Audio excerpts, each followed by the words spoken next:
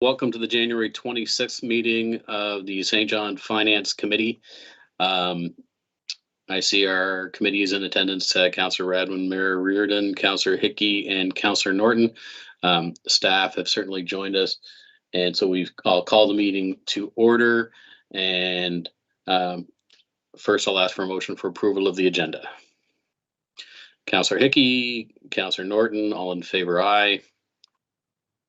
Contrary minded, carried. Then item 2 is the minutes of November 24th. Could I have a motion for the minutes of November 24th? Councillor Radwin, Mayor Reardon, thank you. All in favor, raise your hand. Contrary minded, carried. Item 3.1 is the consent agenda. It's a report updating us on the estimates and details with regards to the cyber attack that the city experienced on November 13th, 2020. It is on the consent agenda, so folks have read it. Do anybody from committee have any questions or comments that they'd like to make? Councillor Hickey? Thanks, Chair. I'll offer you a motion on it to receive and file. I think is staff recommendation on it, but just also want to commend staff for the effort that was involved in it. It's been a significant effort, as we all know, and certainly one that has impacted every level of our city operations. So just want to thank staff and commend them for their tremendous effort. Thanks, Councillor Hickey. Your Worship. Thank you. I will add to that as well and say it was a tremendous effort by staff. You can only imagine what they had a room set up for all of our equipment. We had to drop off our phones, our iPads. They were stacked on this huge table. They all had to be wiped. We got laptops. Everyone, was trying to work around this, but the IT team really did an amazing job. It was, I'm sure, a lot of after hours working to get it organized, but it was impressive. And I feel like there were some glitches along the way, but we just kept going, and they really supported the operations of the city. So they did a fantastic job, and thanks so much to them. Thank you. Thank you. Councillor Radlin. Thank you so much, Chair Sullivan. I'm just so pleased with staff, and of course from the finance point of view, to see the estimated cost coming in less than what was projected is fantastic. But there's so much effort put in place, and I can just, I have to thank staff for their patience too, and that's all staff, because I remember the city manager telling us that he didn't have access to his printer for months. I didn't have access to my printer for a couple of days in a small business, and I thought I was going to go crazy. So, I really appreciate that and all of the effort that was put in place to get everything up and rolling and very secure. Thank you. Thank you.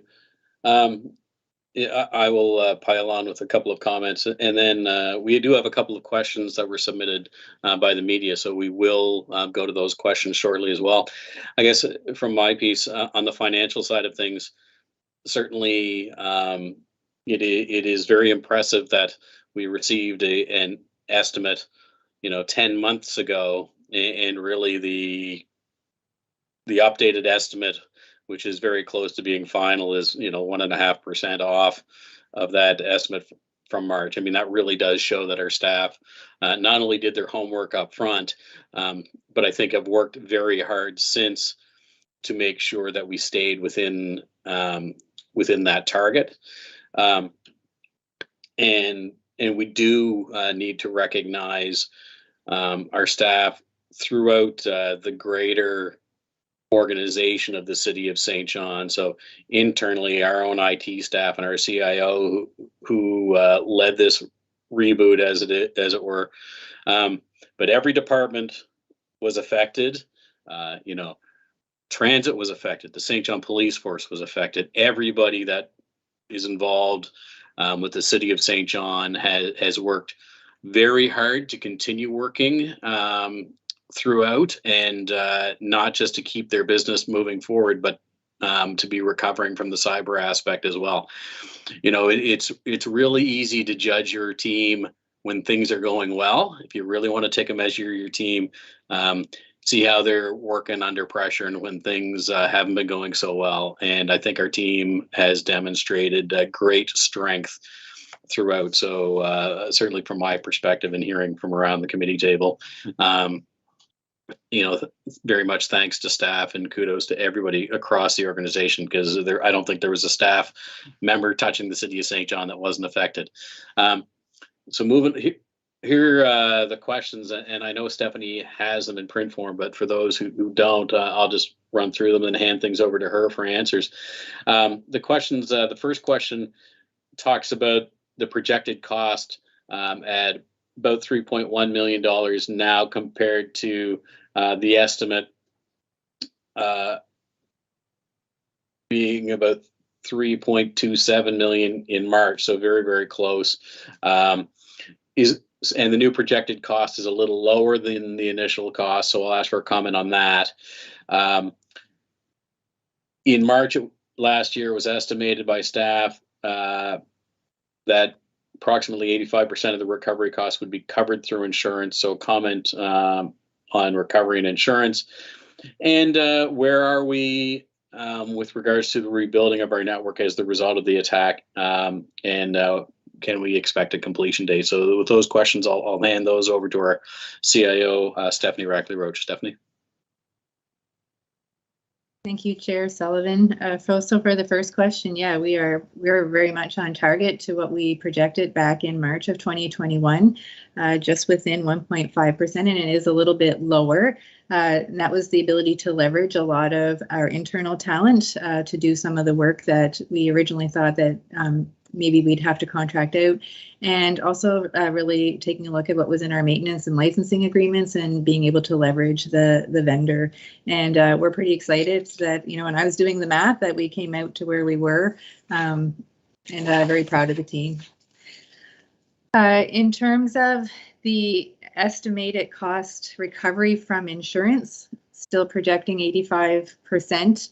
Of course, that has to go through the process of submitting the package to our insurer, and that is expected that in full. We're going to do it in a couple of phases by the end of Q2 and before the second anniversary, that we will have everything submitted, and then we'll be working with the insurer and at 85%. And finally, our network, the core network, was up in February, where we were actually adding users and having them use the actual network. So our communication system and the security was there to do that. And then it was fully backed up at the end of March. So we've been operating with a full network for quite some time. The application restores are still, some of them are ongoing, but we expect that all of them, the majority of the major ones should be done at the end of this quarter, and then all of them should be done in an operational capacity by the end of the 2-year period after the cyber attack, so at late November. Thank you. Thanks very much. I guess the last piece I will add on that I forgot to mention before, certainly within these costs are not the costs of the immense amount of staff time that would have gone into the restore the internal staff time. So, you know, again, how does your team measure under stress in a cyber attack during a pandemic? Just once again proves what a fantastic group we have working for the city of St. John. So I'll take a receive and file on the consent agenda.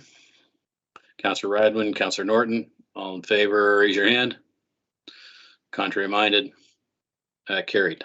Thank you. Item 4.1, the fleet relocation to transit business case. Over to our CFO, Kevin Fudge. Thank you. Good afternoon, Chairman Sullivan, members of the Finance Committee. The Finance Committee approved its 2022 capital budget actually back in, I think, November 15th, if my memory serves me correct. And two financial policies really inform the capital budget when we put that together. The first policy being the asset management policy, and the second policy being the capital budget policy. And the capital budget policy itself actually includes a capital prioritization framework within the policy. And that framework spells out how the city should prioritize its capital spending. One of those criteria in that policy is if the city can demonstrate a positive business case that demonstrates a positive financial impact for taxpayers, then that would be subject to potential adjustment in the capital budget. And if that business case can be demonstrated, the policy provides that a recommendation can be brought forward to Common Council to adjust the approved capital budget. So before you this evening is such the case, where after the approval of the 2022 capital budget, a business case has been developed by Mr. Hugenholtz's team on a proposed relocation project for the North Works depot on Boar's Head Road to Rossi Avenue, which would then allow the city to relocate fleet services from Rossi Avenue to the St. John Transit Facility. To achieve this, Mr. Hugenholtz is recommending an amendment to the 2022 capital budget for approximately $1.8 million. We would propose that we would fund that adjustment through the city's capital reserve to ensure that our debt management targets are still maintained. So with that as an overview, I'll turn the presentation over to Mr. Hugenholtz to walk the committee through the main elements of the business case. Thank you. Thank you, Commissioner Fudge. I'm just going to try and share my screen here. There we go.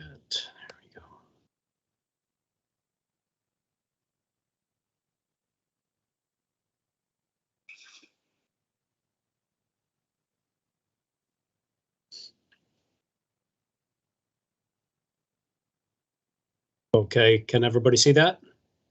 Yes. Great. Thank you, Mr. Chair and members of committee. We're pleased to be able to present this business case to you this evening.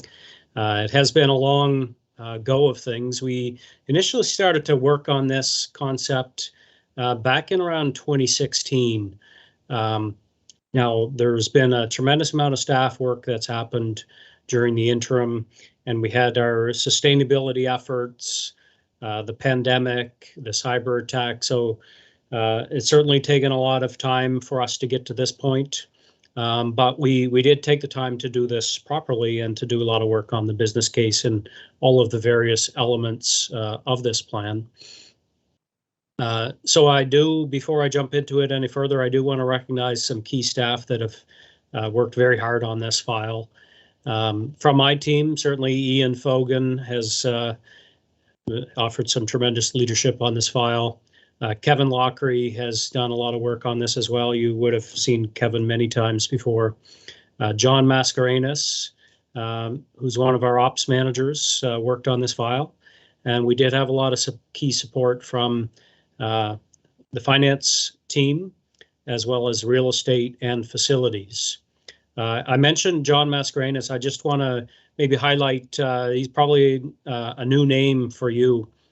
He's been with us as an operations manager in charge of the roadway maintenance service for, I want to say 2 or 3 months now. Actually, before he was hired on here on a permanent basis, we actually got him specifically to do some work on this business case study while he was an MBA student at UMBSJ. This is probably at least the second or third MBA student that we've got to work on various initiatives from us. So I can't say enough for John's work here, and generally the quality of students that we've got from that program has been tremendous. So kudos to John. I'm sure there'll be opportunities in upcoming years for him to be in front of you himself for presentations, but I did want to recognize him here this evening.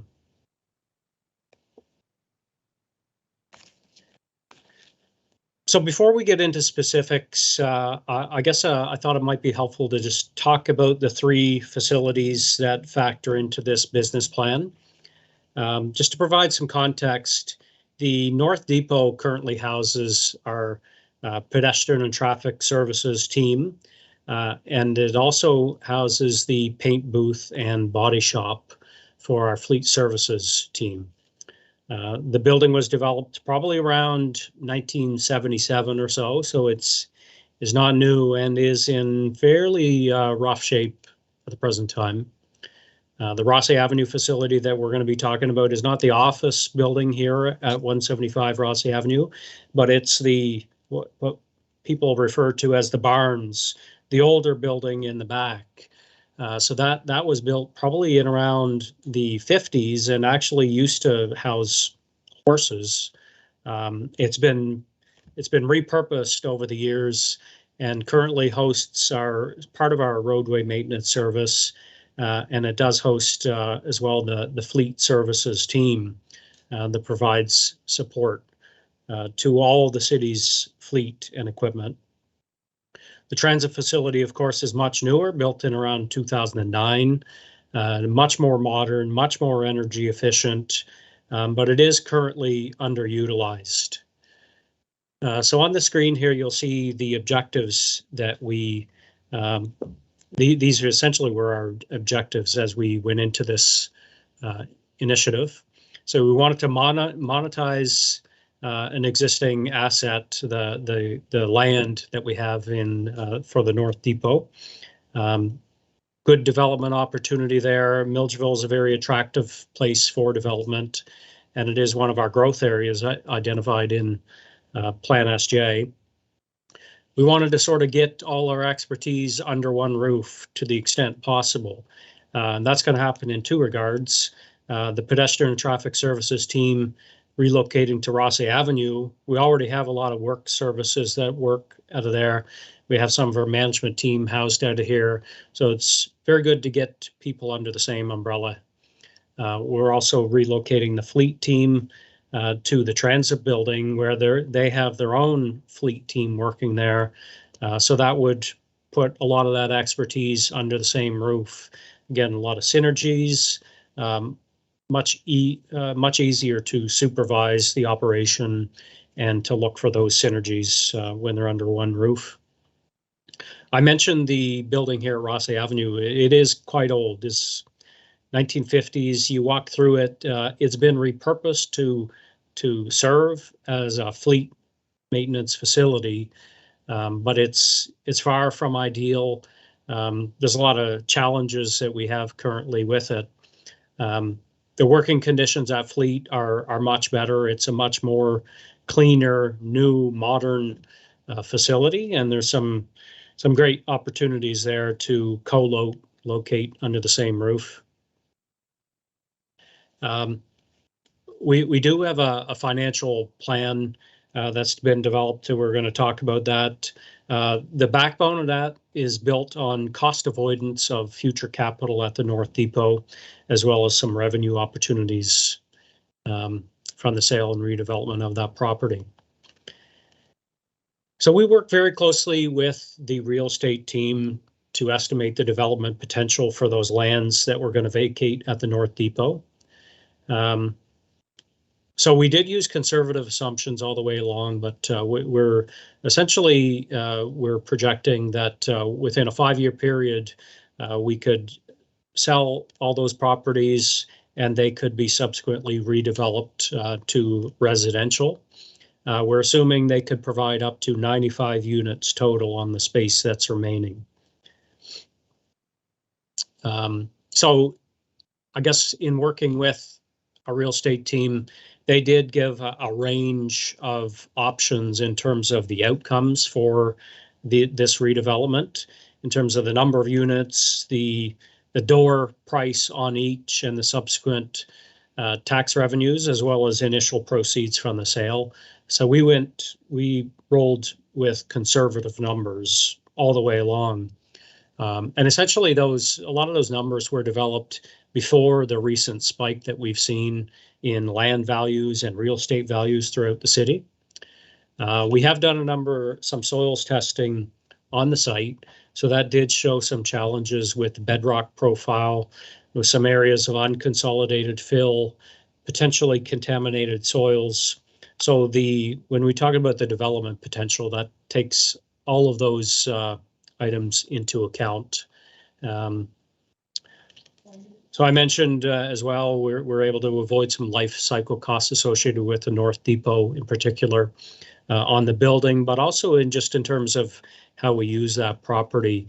There are some challenges there now with, for example, how we clean out our paint trucks at the end of each day.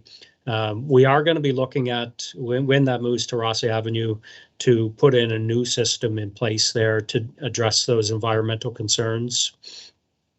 There's also some longer term investments related to environmental management associated with our fleet services that we're able to avoid as well by moving those to a more appropriate new modern facility.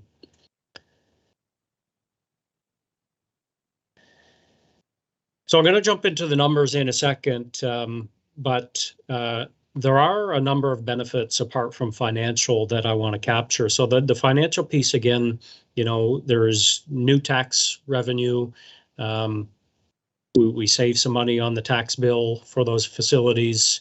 We avoid costs and minimize future investments. But I do want to highlight a number of other investments. Like I mentioned, the transit facility is underutilized at the moment. This allows us to sort of maximize the use of that space much more than is the case currently. We're putting together similar work under the same roof. So both with the public works crews ending up under the same roof in Rossi Avenue, but also our fleet team working under the same roof in the transit facility. I think there's going to be a lot of synergies there, a lot of ease of oversight and management and supervision of that as well. I mentioned we consolidate some management positions. We did have 2 people who were, basically supervising and managing these different fleet operations. By getting them under the same roof, we're able to have just one person do that management, that frontline management. So that's a significant improvement, which I'll highlight is not even included in the numbers that I'm about to show you there. Certainly improved working conditions. You take a tour of the works facility currently, it's not lit very well. There's poor slope to the floor drains. We've made it work, but the space up there at Transit is much more purpose-built for this reason, and it's going to be much better for our employees. We are going to be improving the environmental protection both at the fleet garage and here at Rossi Avenue with the use of the road paints. There's also some energy savings associated with this plan that's going to support the city's climate change action plan as well. So the numbers presented here in front of you are basically, they look at the savings and costs over a 20-year period. They've all been looked at from a net present value perspective. We're using a discount rate of 3% on that. Some of the operating cost assumptions that I'll highlight is you'll notice a slight increase in operating costs at the transit facility just due to the increased occupancy.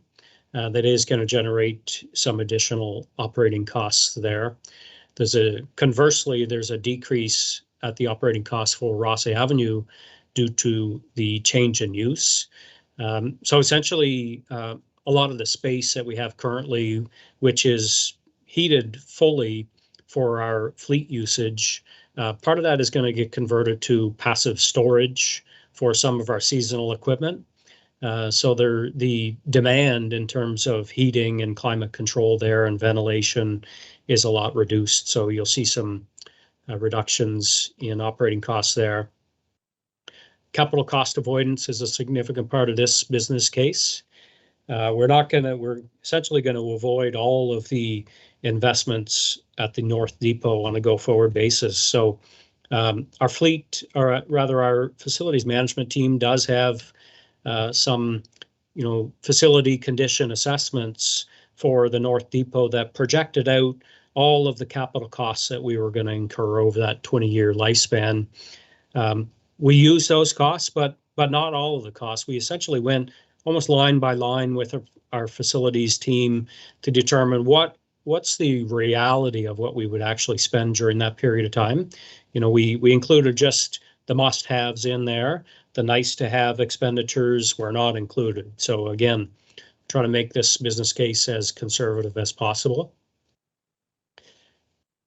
Again, I've touched on the revenue numbers in terms of both the land sale initially, but mostly that is from the ongoing tax revenues from the redevelopment there. We'll note that it basically making this move is going to save us about $2.9 million over what the cost of basically status quo would be. Even if we have, worst case scenario, zero development interest on that site or no development within the time frame that we're looking at, we're still to the plus here in this overall analysis. So our recommendation this evening is that the Finance Committee recommend to Common Council to amend the 2022 capital budget to include the $1.873 million investment from capital reserves to relocate the North Depot service to Rossley Avenue and to relocate fleet services to the transit building. So with that, I'll stop sharing my screen and take any questions you may have. Thanks very much for the presentation. Mayor Reardon. I want to obviously move that recommendation. It's a good one. I want to say thank you to Mike for getting this organized. We've have not only talked about it since 2016, but probably before. I mean, it makes sense. All of the points that you make for highlights of the business case all make sense. But at the end of the day, you really need a business case to defend any decision going forward when you're spending taxpayer money. And I realize that Rome wasn't built in a day, and we've had a lot of balls in the air over those last few years. But this is, I think this is a really great move. And I do remember before the transit facility got its new home, and then what happened on Fairville Avenue, how got that whole development going on over there. And it really was a catalyst for growth on Fairview, over Fairview Boulevard. And so I think, this is another opportunity for that area, and it's an opportunity for the city. I think it's a great move, 100% for it. Thanks so much. Thank you. Just for the record, I did see Councillor Hickey wave to second that motion. Councillor Redmond. Thank you, Chair Sullivan. Through you to, I think, CFO Fudge, first of all, I was just wondering how much, if we utilize this money, how much is left in reserves? Thank you for that question. We have a number of different capital reserves in place. We have capital reserves for fleet, we have capital reserves for computer, but with respect to just general capital reserves, we currently have approximately $8.1 million in capital reserves, so we have sufficient reserves to be able to fund this particular project. Yeah, that's great. And I think Commissioner Hugenholz, you had mentioned that you'd be saving one of your maintenance management positions. How much is that normally would be a savings over the year, like just over 1 year? It would, with fringe and everything on top of that, it would be in the order of $100,000, if not a little bit more. So that was a position that has already been eliminated through attrition, but really to make it work, we do need to house that staff under the same roof. So we didn't include that money in the business case. I think that one of the key words that you used was cost avoidance. And, that's something that, we should always be looking for. How can we avoid having more costs later on come down the line? But I was just wondering, as far as the Rossley Avenue site and transit site, if you wanted to expand anything in the future, is there any room to put anybody else in there if need be? And I'm not saying that we need to, I'm just throwing that out there. Yeah, if we look at the use of that space currently, it was, you'll recall a number of years ago, we actually moved the East Library into a lot of that space. So that is actually taking up a lot of that interior space. Office space is very limited in that site. The space that we're working at currently really has a number of challenges and very small spaces. So So there are some renovations there that we need to do to accommodate all the staff that are moving in there. That's going to use up a lot of the capacity of that building. But I see Ian's turned on his camera. I'm not sure if there was anything else you wanted to add there in terms of future growth or capacity. Well, the one thing I may be preempting the city manager here a little bit too, but the building was built with a capacity to hold 85 40-foot buses. And with the switch to on-demand, if we go with smaller buses too, that does free up more space. But we're currently operating with a 45 buses. So there certainly is room right now. And if we, I'm not worried about future growth with using the smaller buses for the on-demand system. Yeah, so I mean, and that just kind of makes me shrug, shake my head, how is that over projected? So I'm glad that you guys are looking to utilize this space. I also think that this might have been something that was brought up in Ernst & Young, if I recall. I'm not sure 100%, but anyway, I think this is a great business move to make. The other thing that I just want to mention, when it comes to the real estate portion, I think that it makes sense to be able to have those residential units in that area. So it's also a really good move when it comes to planning. So anyway, thank you so much for all of your work, because I'm sure there was a lot of heavy lifting that went with this. Thanks, Councillor Redwin. Councillor Norton. Thank you, Chairman Sullivan. I think my question's been answered. It had to do with the fit up costs for that space as it related to some of the compression issues that you had with folks moving over for office space, Mike. But I think you've addressed those in the presentation, and it was Councillor Redwine. It was mentioned in the E&Y in terms of using that facility or maximizing the use of that facility. I don't recall the specifics, but I do recall maximizing the use of that facility a little bit more.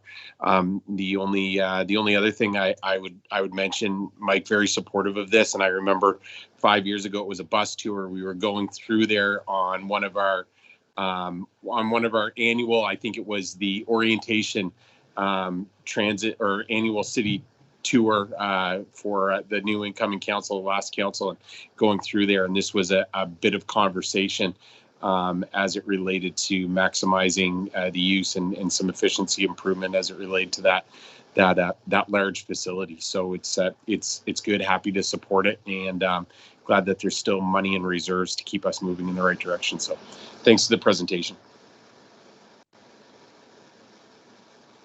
Thanks, Councillor Norton. And just from me, I think, interestingly, this has been talked about since 2016, but it does show that, we do need to go through due diligence. Intuitively, you'd think, gee, that'd be a great spot to build residences and get property tax. But you do need to look at things like fit up costs and how's the operation going to work? And, is there any mitigation that has to happen with the land? And then all of this analysis still continues through a pandemic and cyber attack. So, certainly in doing our due diligence and making sure we continue to be responsible to hear the numbers are showing, and conservative numbers, which is the smart way to do projections, that the business case is there. So kudos to all involved on the operations side and finance side. This is how we should be doing business. If we're going to do a departure from our budget, in addition onto our budget, it shouldn't just be because it feels good on that day. We do have business analysis that needs to be done. So thank you for that. We've got a motion on the floor. No further comments, questions. Councillor Norton, your hand's still up. Is it just still up? Yeah, okay, thanks. We'll take the vote. All in favor signify by raising their hand. Contrary minded? Carried. Fantastic. So this is a recommendation to go to Common Council. So we'll get to see it again at Common Council with our colleagues. The corporate performance team has been working over the past year to develop a performance management system that will support the organization in successfully developing measures that provides the evidence required to ensure we're on track with the strategic goals that we set.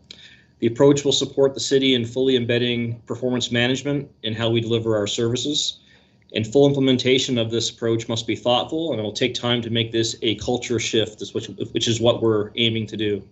One of the Council's strategic priorities is perform, and it is a priority to establish a performance management program to achieve results and drive continuous improvement. So I'm really excited to introduce Stephanie Rackley-Roach, who's Director of Corporate Performance and our CIO, as well as Evelyn Hatfield, our Manager of Corporate Performance, to bring the Finance Committee up to speed on where we're at with this project and what you can expect to see for milestones, moving forward. And with that, I'll turn it over to Ms. Rackley-Roach. Thank you.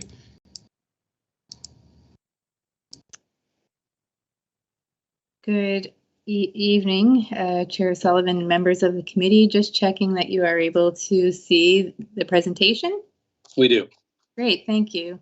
This presentation will update progress on the development of the performance management system, an overview of the framework for performance management, and an outline of the deliverables planned for 2022 and into 2023.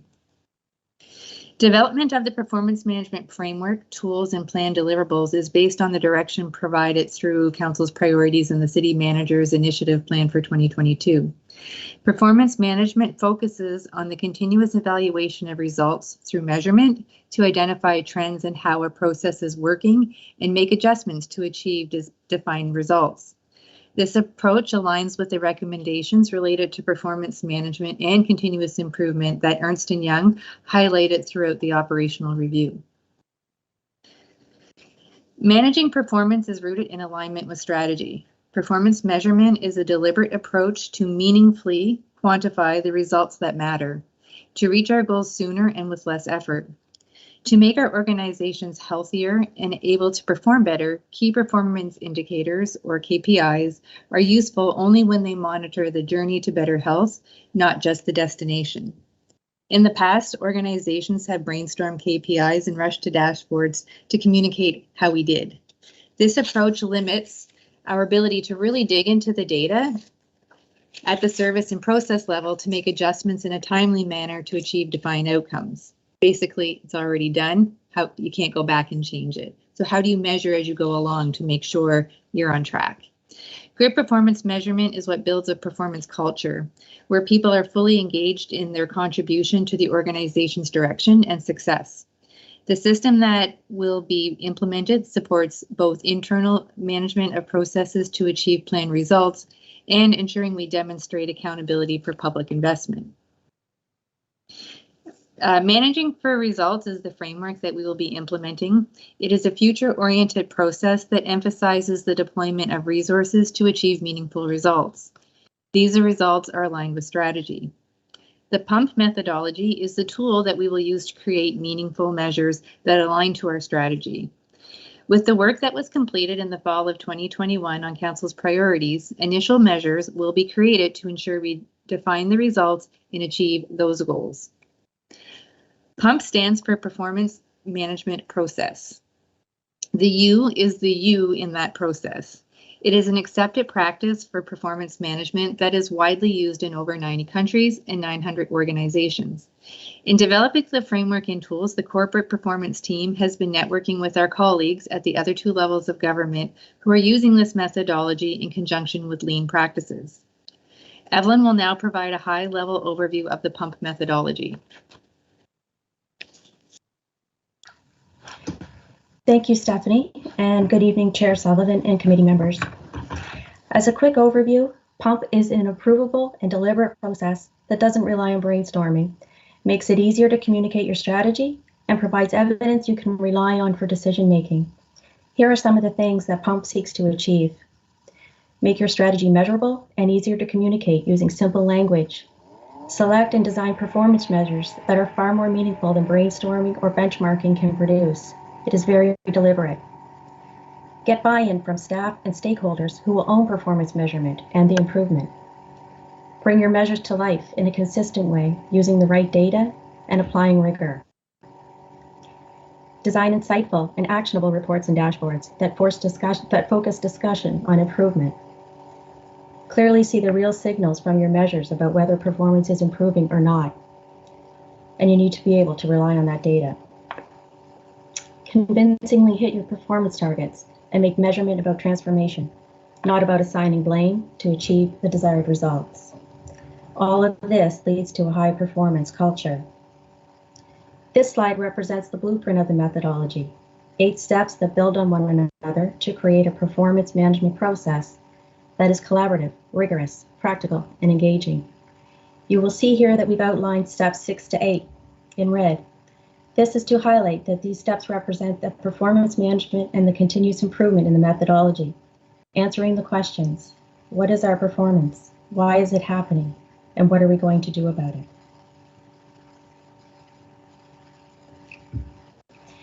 Here is an illustrative example of PUMP in action. These are not real numbers. We haven't gone through the process with customer service or map results at the strategic level yet.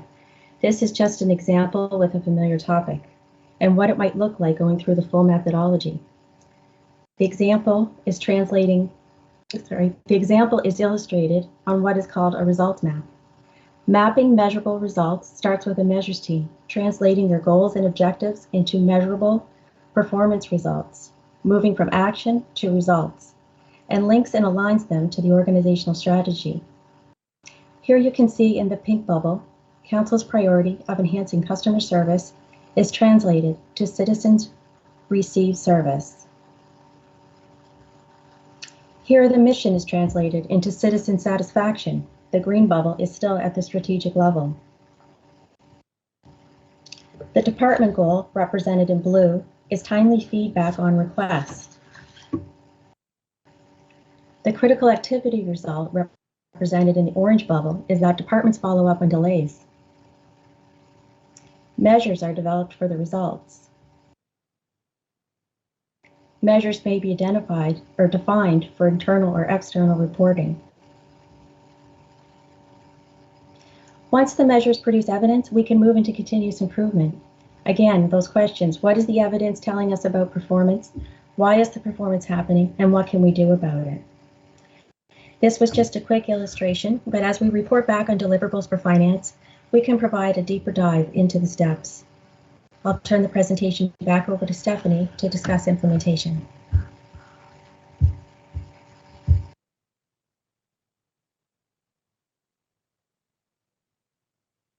Apologies. Implementation of PUMP starts with a proof of concept completed over 3 to 6 months. This involves taking a measures team through the 8 steps to test the tool in the organization and make adjustments that meets the City of St. John's needs. Moving into the next phase involves bringing more measures teams online to work through the 8 steps to align the organization with strategy.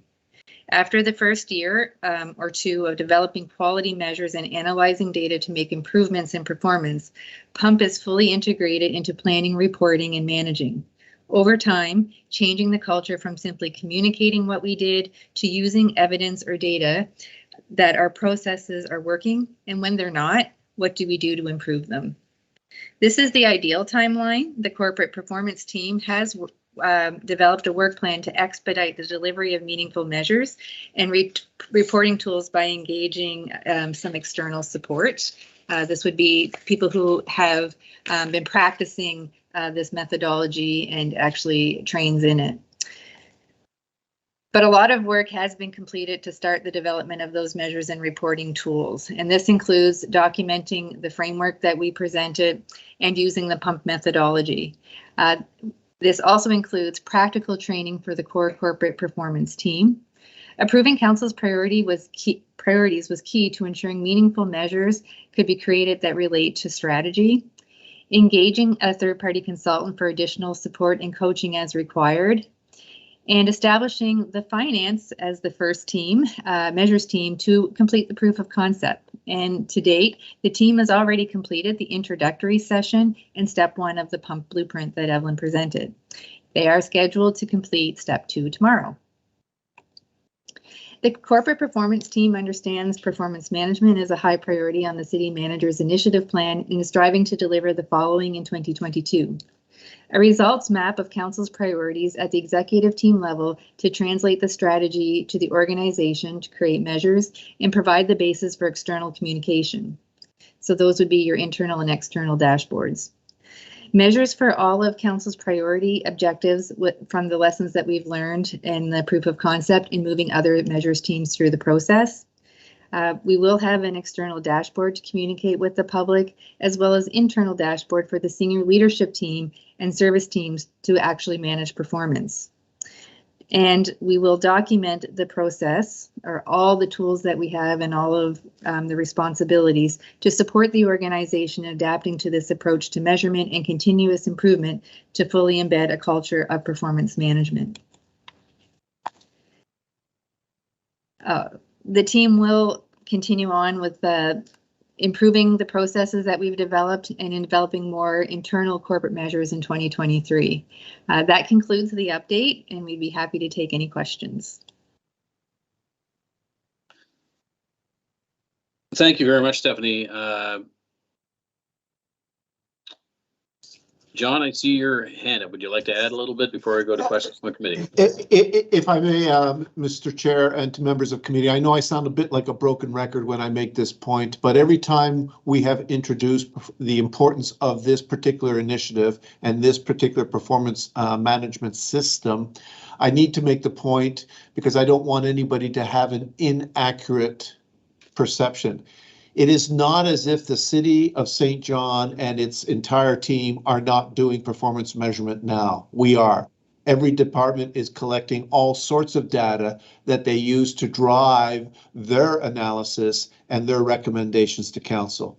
But the challenges with our current system is that, first of all, it's done primarily at departmental level, and therefore there's stovepiping that needs to be addressed. But secondly, the way the measures are developed and how they are measured and how the analysis is done, it uses different methodologies in different departments. And therefore, translating those results into other departments so that they're easily understood is equally a challenge. The goal here is to have one methodology for the entirety of the corporation that everybody can get behind, understand, relate to, and then combined together work towards the continuous improvement that is part of our culture and that we want to achieve each and every day. Thank you.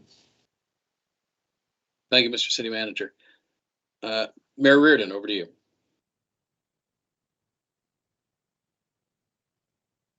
Thank you. Stephanie, when I looked at one of the slides here, how it gets implemented, it says proofing 3 to 6 months. And then another slide in there says that there's been there's the work completed. So does that slide work completed, is that reflected in just 3 to 6 months previous? Because I'll tell you why I asked. We just said we wanted sort of an overall standardized system of performance management. We just put that into our requests or our priorities in August to September. And I feel like we've got a fairy godmother who poof, all of a sudden it's here. And I know that there's been a lot of work to get it here for us. So I'm just trying to find out what that time frame is for work. Thank you for the question. All of the work that we've done to date has been on developing what the framework is and what are the common tools that everyone are going to use. The proof of concept is taking those tools, the tool that we've decided to implement, which is PUMP, and working with it's kind of like a pilot project. We've called it proof of concept, but it's about making sure that we understand how it works so that when we broaden it out, it's not like, we have to go back a few steps and smooth it out. We're taking one team through it and we're going to do the lessons learned and make it the next team even that much better because we've learned from that experience. When we go to the next, so that says 3 to 6 months, we're actually going to be within maybe a couple of months. We've already started that process. So we're already about 2 weeks in to that 8-step process. Once that's done, then we're going to start expediting. We do have a position that we're filling, and we have gotten some external support to have more than that one measures team going, so that by the end of this year, we would have at least 23 measures to match the 23 objectives that are in council's priorities. So there's a lot of work in how we're going to do it, and now we're at the point of executing that plan. It's going to take a lot of effort to do that throughout the organization. It's a very collaborative process because we need the service areas to be the owners of those measures, and managing the data and making sure that they're reporting. But it's just that, like, that's the slide following how it'll be implemented. It says work completed, and there's like 9 bullets there. So it's fairly extensive as well, the work. But I was just wondering, like, does it go back more than 3 to 6 months? I'm assuming you've been working on it for a little while. Oh, sorry. Yes, that was most of that work was completed from June of the last 6 months of 2021, from June on. Oh, okay. Yeah, so that was that time frame. Now we're looking at the year ahead. I think the city manager has a comment. Yes, thank you. Yeah, if I may, the slide that shows the ideal timeline is just that, the ideal timeline. That's provided by those who have developed the pump framework. Quite frankly, we're not in an ideal world here at the City of St. John. We're in a hurry to get a lot of things done. So the challenge to Stephanie Racky-Roach, her team, and the larger staff is find ways to do this in a shorter period of time. So we are committed to achieving those measures for each of council's priorities by the end of this calendar year. It's a very aggressive timeline, to be sure. So are we going to cut corners? No, but we're going to expedite and get there in a timely manner. The risk is if we move too quickly, we no longer follow the methodology, and then we're back into a patchwork quilt, which we do not want to do. Thank you. Thank you. And I guess that wasn't my concern. My concern, I guess, was more like we have so many balls in the air. And so I just appreciate the amount of work that's already gone into this, considering all the other balls that we've had in the air at the same time, especially with a brand new council coming in. It's been, there's been more work for staff with that as well. Anyway, so no, that's great. Thanks so much. Thanks, Mayor Reardon. Councillor Redwin? Thank you, Chair. So I just had a comment. Of course, everybody knows I'm excited about this. This was my #1 council priority. And just to kind of piggyback on what City Manager had to say, I think that when you have staff that sometimes will move between departments, having that, consistent familiarity of the same sort of performance management systems in place, and it'll make it a lot easier to transition into different departments, even though, of course, everybody would have their own kind of KPIs, and different outcomes, obviously, as you're working in a different field. But, I did want to mention that I just think that this is going to be wonderful for management. I kind of thought of it as, trying to get from point A to point B without a GPS. I mean, you might be using a GPS now, but maybe if everybody has the same GPS, then they would get used to, how do you get there quicker? I think when it comes to staff that are not managers, it's just, I think we're all starved for success. And having, really great KPIs that are appropriate, put in place, that are reachable, and then having a really efficient performance management system right across the board is just going to be able to help steer staff to get closer to their goals, right? So therefore have the right outcomes, which of course is what we're all looking for. So anyway, great work. I'm so happy to see this, and I look forward to future presentations, and thank you for all your work so far. Thanks, Councillor Radwin. Just short from me, and really it follows on what Councillor Radwin was just saying. I mean, first of all, very impressed at the quick turnaround time. We had council priorities. And in fact, the work on this started, I think, before our formal council priority session, just because of the buzz that was heard and picked up on out of council. And in the same way that, one of our successes in the past was a long-term financial plan that permeates the organization. Now we will have a performance management plan that will permeate throughout the organization. So great start. Looking forward to further updates. For this one, it is a receive and file committee. Councillor Radwin, Councillor Norton, all in favor, raise your hand. Contrary minded, Carried. Thank you so much. Item 4.3 is a procurement update. Again, CFO Fudge to introduce.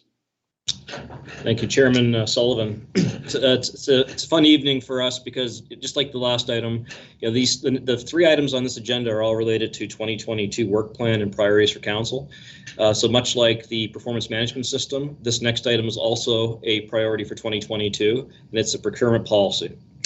Very few policies are as important to an organization as in procurement policy and the regulation around procurement policy.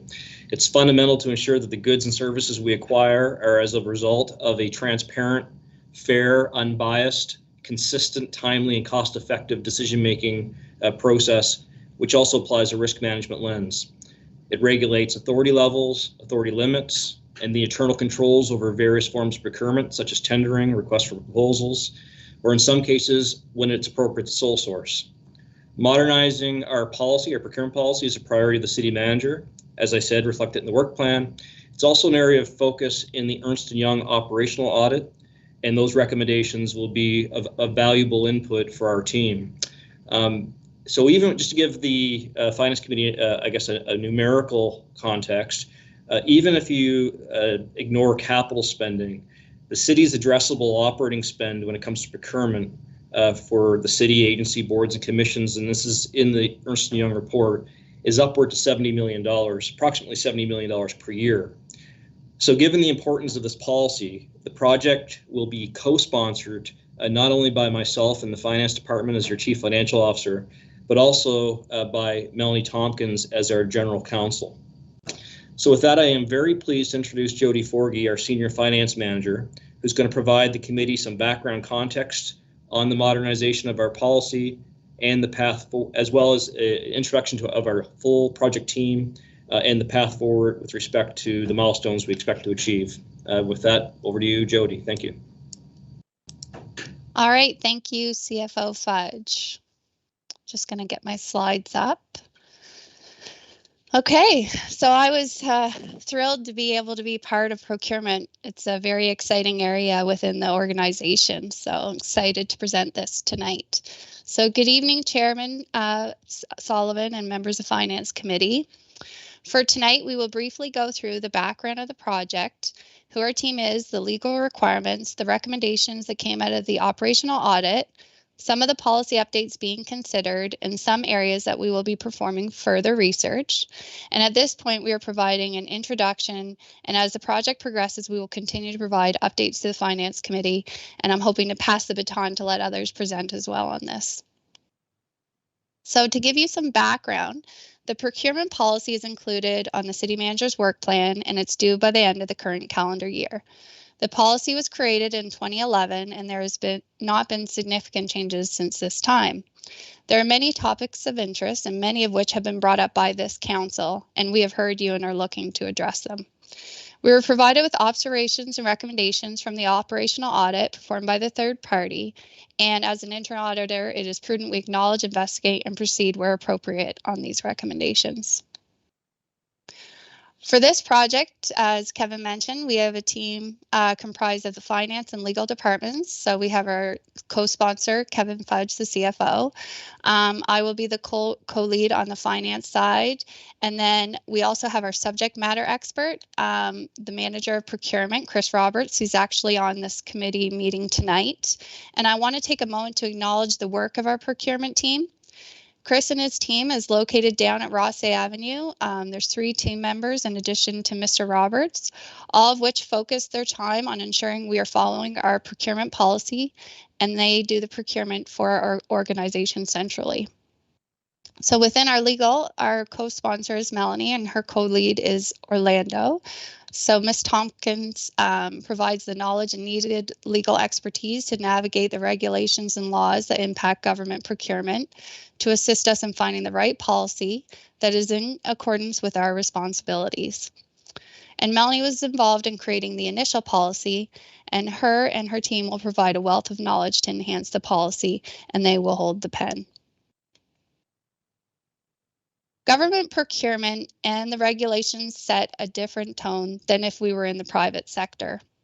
Public procurement is for the best interest of our taxpayers, which is a diverse group with many different needs. The importance of procurement regulations cannot be stressed enough. Some examples are included within this slide, but to touch on a few, the regulations assist in depoliticizing the procurement process. We are required to ensure that our contract award decisions are shielded from inappropriate political interference. There's also an increasing level of scrutiny being applied to public procurement practices across Canada. The framework you see here provides a picture of all the various levels of regulations, policies, acts, and agreements that the city as a government entity must ensure we follow. You can see we're sitting here at the bottom, and that's because our policy is the most restrictive in order to ensure our compliance of all of these areas. Each of these areas have thresholds and mandates on what you are required to do. Now this slide will show you essentially the dollar amounts impacted. So the headings along the top correlate to the framework, the individual different levels that I showed you there. You can see here in the first column that is our current policy. And as you can see, our thresholds are conservative. We're going to be reviewing the thresholds to determine what appropriate level is. It is important to recognize that we should not just look to meet the other requirements within this table, being the columns to the right, but to ask ourselves, what is our internal goal and flexibility we would want to achieve?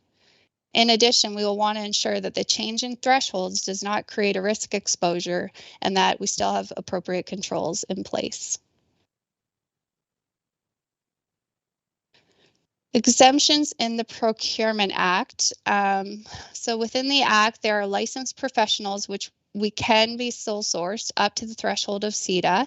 Our current policy states a much lower number than this 366,000, as you just saw. And this will also be explored. This is a list of the goods and services that are not required to go through open bidding process. Although we are not required to go through the open competitive bidding process, we still do a limited competitive bidding. Limited competitive bidding is just how it sounds. We have the ability to limit what is required, but still request bids. So an example, if you want to think of it, is we could go out and directly invite organizations to bid. This is still crucial and an important activity to the city as we strive to get the best value for our taxpayers. Here's a copy and paste from our policy detailing how we enforce the requirements and allow for non-competitive purchases. So I have to use the pandemic as an example because I'm sure it impacts all of us greatly right now. It has placed a burden on the supply chain, causing shortages on some of the items we purchase, creating significant lead times. Some lead times are going as far out as a year when we would normally receive items within a few weeks. In this situation, we can leverage the bullet you see there where it says special circumstances. So say one supplier happens to have the item on hand when no one else does to allow us to continue work as normal. We may purchase without competitive bid. Another example, which would be more common, would be if we're in an emergency and need something immediately, we would not have the time to go out for a competitive bid, and we could also use a special circumstance. And this is the portion of our policy that just emphasizes that the city manager has the ability to award these contracts up to the $75,000. As mentioned, the policy has not been updated since 2011. There are changes to the acts, regulations that must be incorporated. There are also opportunities to enhance our policy through the recommendations we have received and other recent considerations. The table displays the recommendations received from the E&Y operation audit. Within the first two columns, they are related to the spending authorities, which you have seen in the previous slides, suggesting that we increase our limits. In the third column there, it discusses the signing authority, and I'll have that in the 2 slides later just to discuss that in more detail. This helps provide more of a visual of the difference between our current policy for thresholds versus the EMY recommendations. So ours is the white box at the top, the ribbon there, rectangle, and then the blue is the EMY recommendations. Delegation of authorities. So I mentioned that I would go into a bit more detail on the signing authority. So as mentioned, that was part of the recommendations we received, the delegation of signing authority. And legal is working on reviewing what we actually can implement in accordance with the Local Governance Act. Responsible procurement is worded differently depending on where you look. You could look in many areas and they may word this differently. We've heard a lot about social procurement. So these are key areas we've identified as buckets: social, environmental, economic, recognizing that social and economic can be very similar or interchangeable. Responsible procurement is finding ways to create the best value for the taxpayers' money, and best value does not necessarily mean the lowest cost. As an example, social procurement has been brought up in the past. The idea of social procurement is that it leverages existing purchasing power to increase community benefit, which can include targeted employment or training of marginalized people and local economic development. It leverages the government's buying power through procurement to support socioeconomic objectives and to generate positive societal impacts. It is important to emphasize that goods and services are still purchased through a competitive and transparent bidding process. These areas of importance are sought to be included for social impact criteria, and they would be in addition to the bid evaluation process that we go through. So as you can see, we've got a lot to work on. That's why we're presenting now in Q1 when it's due in Q4. We're going to get started right away. Here are some ideas of areas we're going to research further.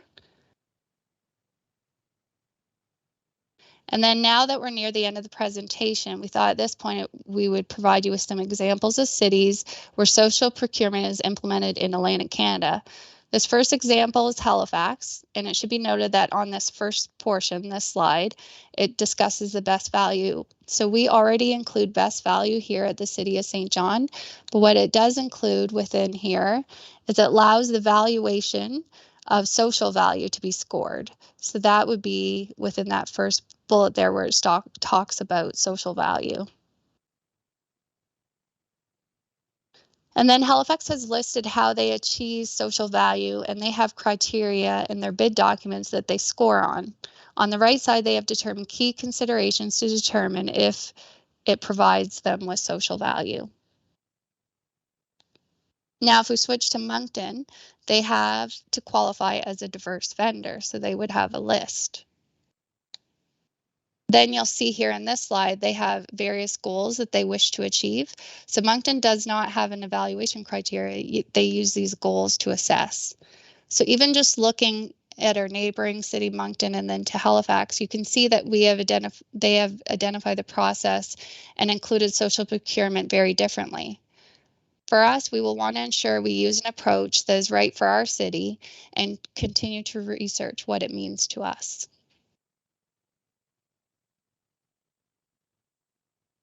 So at this point, that concludes the presentation of the introduction for this project. I'll take any questions if you have any, and thank you for your time. Thank you, Ms. Forgy. Questions from the committee? Councillor Hickey. Thank you, Chair. Just quickly through you to Ms. Forgy. Thanks very much, Jody. It was an excellent presentation. Obviously, I've been keen on social procurement for a while, and think it is very much something we need to jump in with 2 feet on, especially as it complements the growth that's happening in the city. I think it's a good time to look into that. So obviously, with the intentions from this presentation, what exactly is the intention of staff to see social procurement look like in St. John? Well, that's a very good question. I appreciate it. for us at this point in time, to be completely transparent, is we're in the very beginning stages of researching what it is we want it to look like. The biggest and most important objective at the end of the day is the value to the taxpayer. And like I said, it's not based on, just cost alone. There's other value there. So there's going to be parts of the policy update that's going to be a complete revamp that's going to be more straightforward for us because it's not based on interpretation at all. There's, some clear updates that we're going to make because it's from 2011. But when it comes to the social procurement and those other buckets we discussed, we're really going to need involvement actually from the finance committee and work through the research of what does that look like for us, because Moncton and Halifax, as perfect examples, have determined an approach that's very different from one another. So we really need to investigate that and explore it further. Any indication, Jody, as to what kind of a timeline it would look like as to when something like that could come into effect? I just saw the city manager's pop up, so I'll wait and see if he wants. If I may, I'll jump in. Our commitment to council is to have the new procurement policy in place by Q4 of this calendar year. Excellent. That's great to hear and very exciting. Thanks very much, John. Thanks to you as well, Jody. I appreciate the answers. Thanks, Councillor. Councillor Redmond. Thank you, Chair Sullivan. Thank you, Jody, for your presentation. I appreciate it. My question was kind of like Councillor Hickey's, and it was it's kind of like, do you see us kind of moving towards the way that Halifax is doing things, or the way Moncton's doing things, or something completely different? So I guess that, I'll just kind of reflect on that, maybe we do find some sort of happy medium, where I do like the idea of us always using some guiding principles, but to have very firm policies in place is extremely important. I see a lot of that in here anyway. CFO Fudge mentioned that it was the $70 million that we're spending on procurement. So that just shows, over, the ABCs and all of the city services. It just goes to show how essential this is. I'll be honest with you, I was glad that you did mention that it was Ernst & Young's recommendation, because I'm not sure how my comfort level is with the signing authority limits going up so much, and I want to make it very clear that I'm very confident in the team that we have now, but I think that we always have to plan on, who is going to sit in those seats in the future, right? So I'm very confident, in you, city manager, that you have very good judgment, but who's going to sit in your role in the future? We hope somebody that would come into play that has the same sort of judgment calls, but that's something a little bit I'm not that comfortable with. But I think this is a receive and file, but just a little bit of feedback there. Yeah, if I may, I'm going to take that one, Jody. I think it's fair to say that Ernst & Young would not have made that recommendation unless the other checks and balances were in place or could be put in place. And we've had clean audit after clean audit after clean audit, and we do have those checks and balances in place. So, for example, if the city manager's limit goes up significantly in order to reduce some red tape, streamline the process, et cetera, those checks and balances will not disappear. I still have to authorize within budget. I still have to follow the procurement process. All of our decisions and all of our procurements will be audited. So all of that will still assure the necessary responsible procurement that is required. And because we have a track record of doing that as already, I would suggest to you that Ernst & Young is quite comfortable with the notion of raising procurement limits so that we streamline the process and just get more done more quickly. I don't know, Jody, if you want to comment further beyond that. Well, I appreciate that, and I'm all about getting rid of some of this red tape because, every time you come to council, obviously you're doing a report that takes time. Things are going through finance, then going through council. So if we can skip over some of that, it's great. It's just quite a jump. That's all. Yes, I would like to just step in a bit here. The city manager covered it all really well around the controls and everything, especially that it'll be an approved budget within that. But another thing to add at this point, those are recommendations and they are not what we're necessarily implementing. We're going to look ourselves internally to make sure that is the right amount for us and that we actually can go ahead with them, because we also have to make sure we're following regulations and laws. So at this point, those are recommendations for us.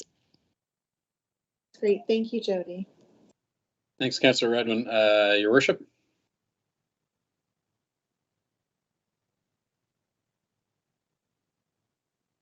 Thank you, Mr. Chair. I would reiterate some of that as well.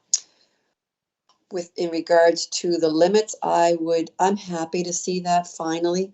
There's a lot of work, as Councillor Red once said, in bringing a lot of these small budgetary things to council. There's the time frame. We want to meet every 2 weeks. So it would, and I love John's line, more done, more quickly. It's perfect.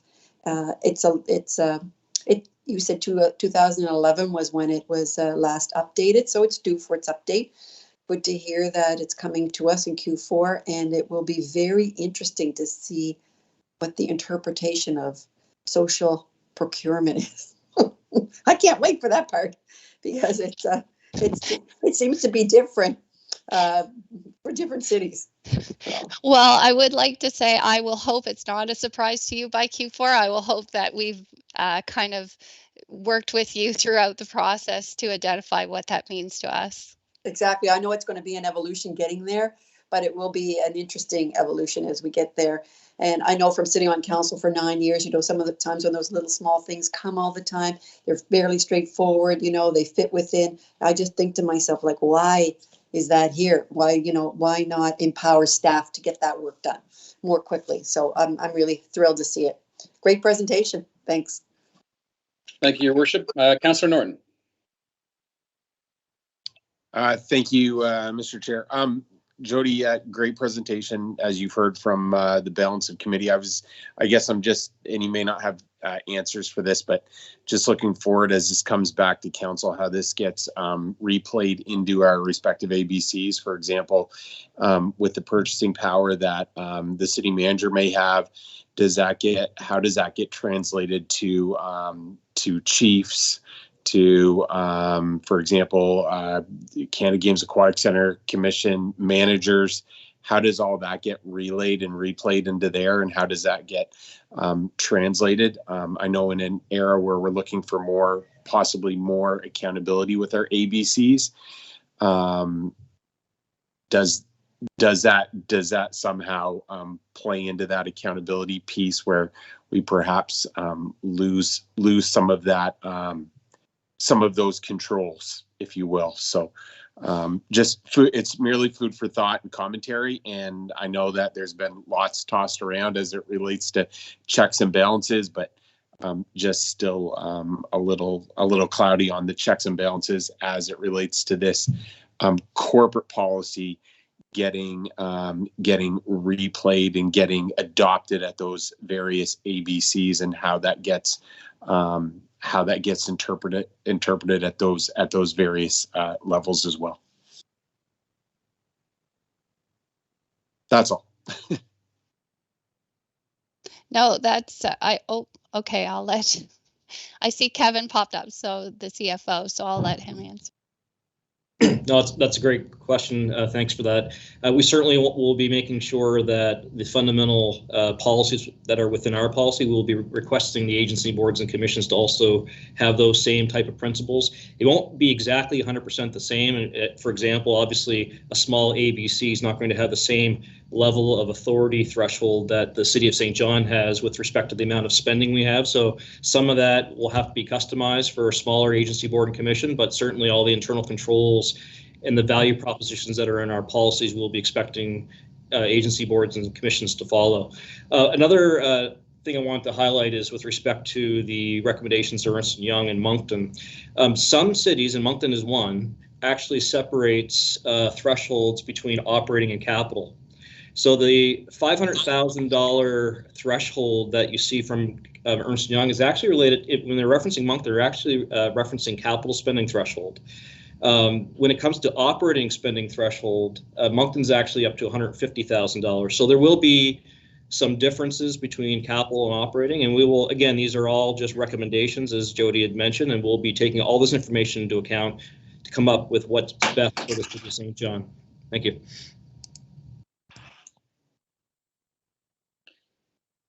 Thanks, Kevin. Councillor Norton, anything else? Or you're good? Good. Good, Mr. Chair. Thank you. I guess 3 points for me.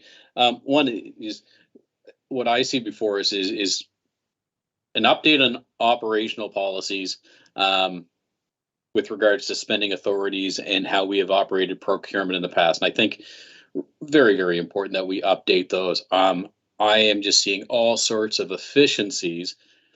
The staff who have to write a report to go to council, the time that it will take between a vendor putting in perhaps a bid or an arrangement, waiting for council meeting. If it's a busy council meeting, maybe it waits for the next council meeting.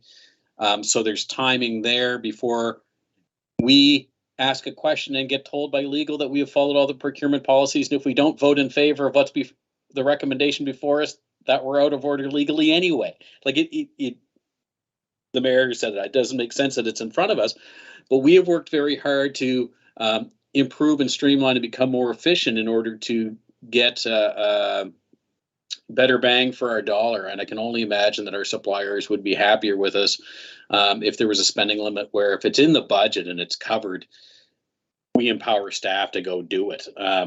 So the efficiency there I see as beneficial for our suppliers, but ultimately beneficial for us because of the time that staff will save. And I really think, money that can be saved if suppliers know that, it's in the budget. It's today, somebody can sign off on it this week. That makes sense. And then second is the incredibly important social procurement discussion that we are going to have throughout the year. We need to find a solution that we think is best for St. John. And not only with the Finance Committee, I think as we continue to discuss it, I am sure that this is a topic that we want to be engaging the rest of council in as well throughout the year. This is certainly top of mind. And my third point is to back up a few more 1,000 feet. I was on the Finance Committee in December of 2011, and I guarantee the Finance Committee at that time was not talking about this sort of stuff. We were an audit committee, and we were very focused on that. And the work and where the city of St. John is right now, just in how we do business, how council does business, the fact that we're discussing social procurement policies, and it's going to be a discussion ongoing throughout the year in order to come up with a good policy that's for the city of St. John, just shows how much, along with everything else that's on tonight's agenda, by the way, what a higher standard we have now for how we are doing business in the city of St. John. So just a couple of comments from me. I don't think we've got a receive and file on the floor yet, so I'll take that motion. Councillor Hickey, Councillor and Mayor Reardon, all in favor, raise your hand. Contrary minded, carried. Thank you, Ms. Forgy, very much. I don't know why we didn't do this in 2011. This is such exciting, fun stuff. Anyway, that moves us on the agenda to another very exciting topic. So our last item, 4.4, is to talk about the utility fund long-term financial plan update. So over to CFO Fudge to introduce. Thank you very much. I'll just quickly tee this one up. We have seen, Finance Committee has seen in action what strategic financial planning can do for our organization, with the completion of our own 10-year financial plan which focused predominantly on the general fund. The process allowed us to step back, take a holistic view of how we manage our finances. It allowed us to look at our long-term opportunities and challenges, and it allowed us time to develop strategies to address gaps that we identified and strategies to meet our long-term financial goals. And then, of course, we measure, report, and we're very transparent on those results and in that process. So we do have a roadmap for success, and now it's time to apply the same strategy to St. John Water. However, although we have a roadmap, St. John Water has some very unique challenges and opportunities that require a separate strategy, and we'll touch upon some of this in the presentation. So I'm very pleased to introduce first Mr. McGovern to kick off the discussion on creating St. John Water's first 10-year long-term financial plan. And then Mr. McGovern will hand the presentation over to our Senior Finance Manager, Craig Levine, to discuss our path forward and to explain the critical role the Finance Committee will play in creating this plan. So with that, over to you, Brent. Thank you. Thank you, Kevin. Good evening, Chairman Sullivan and members of the committee. Excited to be here this evening on this topic. As committee knows, in recent years, we've separated industrial costs from potable water costs, having industry pay by law rates on the potable water side. In recent years, we've completed the Safe Clean Drinking Water project and stabilized water rates through significant focus on cost reductions. And we're in our 4th year of holding rates. And we now have capital and operating reserves to better prepare us for the future. And we've made excellent strides in reducing debt, with debt being reduced by nearly 30% since the peak in 2017. All this despite pressures of declining revenue. All that to say, some significant progress has been made, but there's more work to be done to prepare the utility for the future. The utility is different, as Commissioner Fudge has pointed out, in many ways from the general fund, and we need to take that into context and consider the utility's large infrastructure deficit. We also need to consider universal metering and the timing of such a move, and also consider revenue opportunities, long-term affordability of rates, and the need to balance with the long-term sustainability of the utility. So I look forward on embarking on the creation of this plan as we prepare the utility for the long term and align with Council's newly established priorities. And without further ado, I'll pass it over to Mr. Craig Levine. Thanks. Thank you, Commissioner McGovern. I'm just going to share my screen.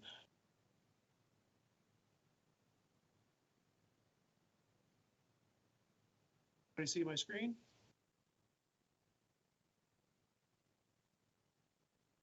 Yeah, we're good. Thank you. Through you, Mr. Chair and members of the Finance Committee, I am pleased to present tonight an overview of the steps involved in putting together the utility's first 10-year long-term financial plan. I thought this quote from Coach Tom Landry is quite fitting as we put together this plan.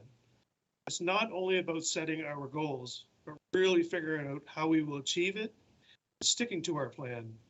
And I think the General Fund's long-term financial plan is a great example of that. I just want to touch base on some housekeeping. The General Fund's long-term financial plan will be refreshed this year, and we are planning to bring it to the Finance Committee in Q4, as well as the goal will be to bring the utilities plan in Q4 as well this year. As Commissioner Fudge alluded to, the utility is very different from the general fund, and one of the themes you'll see throughout this process is just how different they are. Everyone is aware the infrastructure deficit is significantly higher for the utilities. Revenue comes from water rates versus tax rates. From a budget perspective, debt payments takes a larger percentage of the utility's operating budget. The utility also has much more regulatory requirements than the general fund. And the impacts of events such as COVID on revenues can be much more challenging for the utility to absorb. Therefore, the plans will be different than the general fund. When the plan gets into the financial environment, the utility has different opportunities and challenges compared with the general fund and also with other municipal utilities. It is very different comparing water rates with other municipalities. It's not always an apple-to-apple comparison. St. John versus Moncton, as an example. St. John has significantly larger geographic area to cover. Different geography resulting in more lift stations. And St. John has more wastewater treatment plants than Moncton. All of this results in more infrastructure costs for the utility that needs to be covered through our rates. This is just one example of the differences that will be highlighted throughout this entire process. The utility's principles and targets will be adjusted to reflect the unique characteristics of the utility. Financial policies will need to be updated to reflect different targets and applications. Debt borrowing time limits are different between the two funds, and that's just an example. So one of the first steps in developing the plan is mapping out our current financial environment and discussion. I discussed some of this on the last slide, and to build on that, the financial environment section will discuss the financial challenges, opportunities, and environment the utility operates in. Some examples include impacts of declining rate revenue, dealing with large infrastructure deficit, discussing rate fairness and affordability issues, as well as impacts of additional shared risk pension payments stopping in 2028, along with universal metering and growth opportunities. Another step involves creating our financial principles. This could include dealing with sustainability issues, how to address vulnerability of the utility by addressing lower consumption, higher demand, or the loss of a large volume customer. Another principle could be accountability, which involves setting key performance indicators and monitoring financial results. The plan needs to adopt financial policies that align with our financial targets. Several policies adopted by the general fund can be applied to the utility fund, such as the operating budget policy and the reserve policy. Some policies may have to be adjusted, like the capital budget policy, where it's 85% renewal and 50% new, and that just might not be the right mix for the utility.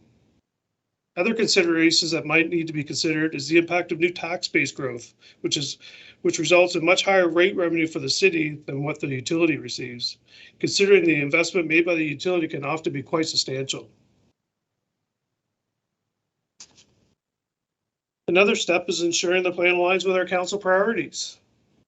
Also, there is going to be a need to conduct public consultation, and this could be around affordability issues as well as the universal metering question.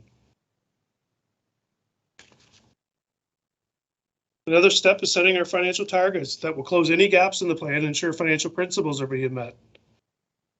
Policies should be updated to reflect targets and goals and KPIs established to monitor and report on these targets. All these steps revolve around and feed into each other. The plan can establish a 10-year base model to meet these targets and assumptions. Also, different models will be created to allow the Finance Committee to understand the future opportunities, the challenges, and provide sufficient information to set targets, principle, and ultimately approve the plan. These models will allow the right balance to meet the targets and set out in the plan. And also, like the general fund, a 10-year stretch model will be created that exceeds our targets and our assumptions. In conclusion, these steps are critical to the creation of the plan and feed into each other. The Finance Committee will play a key role in updating and approving financial policies, setting financial targets and goals, and assisting with public consultation. Staff will be bringing back a more detailed timeline around putting the plan together at the next meeting of the Finance Committee. And I would like to say thank you, and the recommendation is to receive and file this presentation. And with that, I would certainly be happy to take any questions. Thanks, Mr. Levine. If you can stop sharing your screen, and to the committee, questions. I'll move, receive, and file. Thanks, Mayor Reardon, seconded by Councillor Hickey. No questions from the committee. Councillor Radman, go ahead. Just a quick one, actually, Chair. Just wondering if you have any idea. I'm sure you guys will probably use the Shape the City as part of the way to consult with the public. Any idea, a timeline, Mr. Levine, as to when you want to do it? Thank you, through you, Mr. Chair, to the member of the committee. We're still working through that. So by the next meeting, we hope to have something a little bit more concrete. Today is just a high-level overview, and we'll be back with the timelines at the next meeting. That's great. Thank you.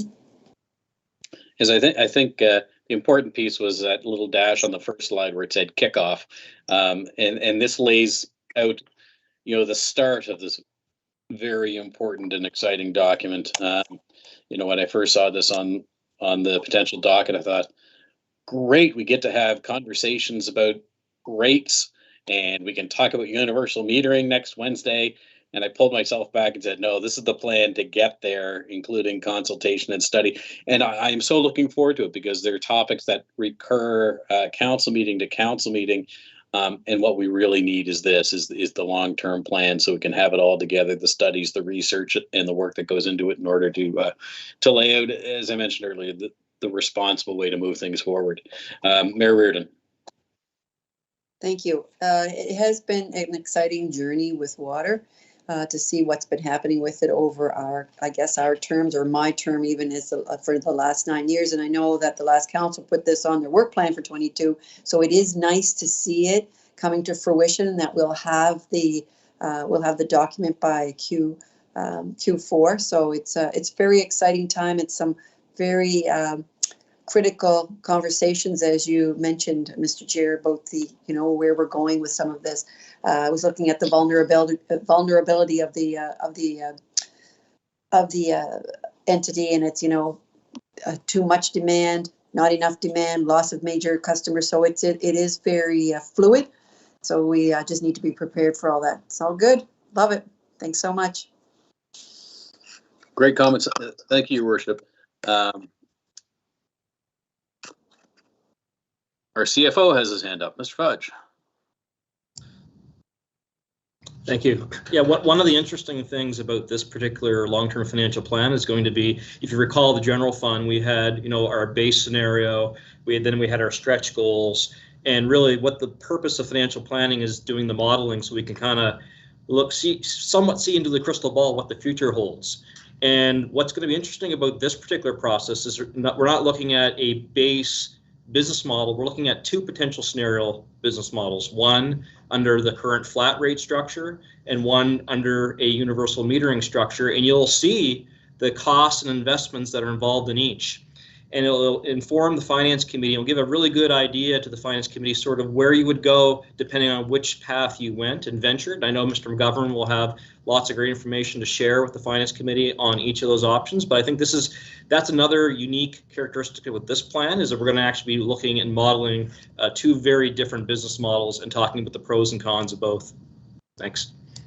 That's good, and I hope included in that discussion is some of, as we've talked about elsewhere, some of the social policies and how each model affects different socioeconomic groups in our city, because certainly it is, and we need it to be a full discussion with all the facts on the table, and I am hopeful that those points are there as well. So thank you for that. So on the receive and file, all in favor, raise your hand. Contrary minded, carried. Thanks very much. Just a couple of wrap-up comments on tonight's meeting. Wow, incredible topics. We talked about cyber attack recovery that's on schedule and slightly ahead of our own estimates. We have recommended consolidation of services that is going to make use of capacity at the transit facility, improve the performance of our fleet team, and save the city money. I would be very surprised if our real estate team doesn't start getting calls by the end of the week just based on our conversation this evening, let alone once things get passed. A performance management system throughout the organization, a procurement policy that hasn't been updated in a decade, where we're going to have that conversation about how social procurement can get integrated into the city of St. John. And finally, the utility is always such a conversation from year to year, just like our finances used to be a conversation from year to year. Now we're putting the structure in place for the long-term plan. So, and I did make note, this is a Finance Committee meeting, and in our Finance Committee meeting, we had representatives from transit, We had our chief information officer. We had folks from infrastructure here on our meeting. You know, we used to use the term silo in organizations I've been in the past. Certainly, we've still got work to do, and performance management's helping us there. But just another demonstration of how finance is embraced throughout the organization, how important that is. So thank you to staff, all staff, finance for sure, as you're our team, but the greater team that's come to help us out tonight. And to your committee who works hard. As I said, compared to 2011, we have many more meetings now than we did then, and a lot longer and deeper dives into things, and I think it's fantastic. So with all of that babble, I'll take a motion to adjourn. Councillor Hickey, seconded by Councillors Reardon, Radwin, and Norton. All in favor, raise your hand. Contrary minded? Thanks again, team. Have a wonderful evening.